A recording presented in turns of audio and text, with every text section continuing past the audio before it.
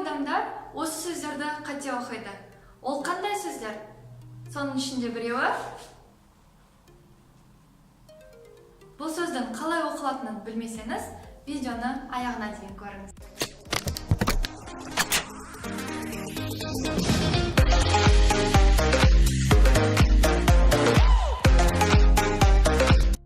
Қазақ тіліне грек, латын, француз тілдерінен енген сөздер ағылшын тілінде ұқсас келеді, бірақ айтылуында өзгешеліктер бар.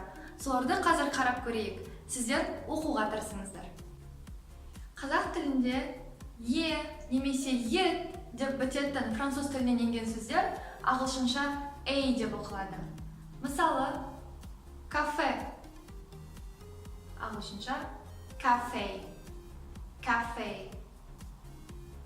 Букет, букей, букей.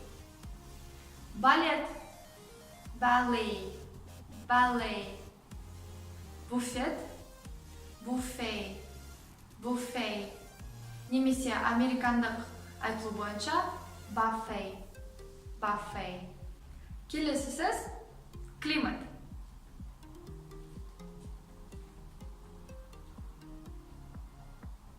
Ағылшынша climate, climate.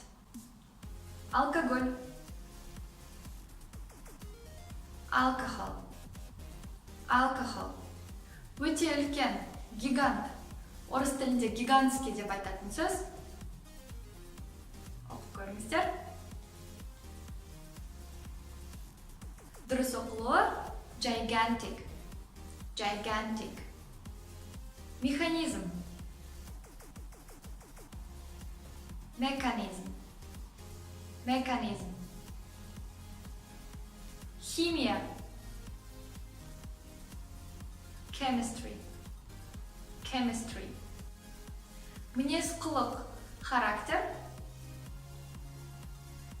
character, character. Авто, auto, auto. Микро,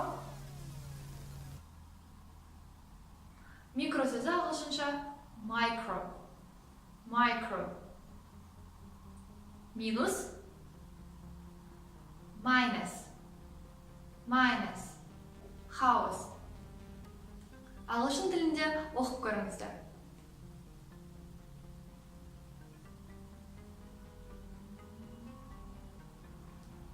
Енді ағылшын тілінде бұл сөздің оқылуы chaos, chaos.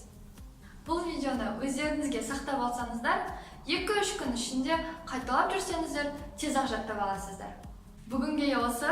Енді бұл сөздерді қате оқымауға тырысайық. Сіздермен бірге болған Анара Қайрат. Бұл Easy ағылшын. Сау!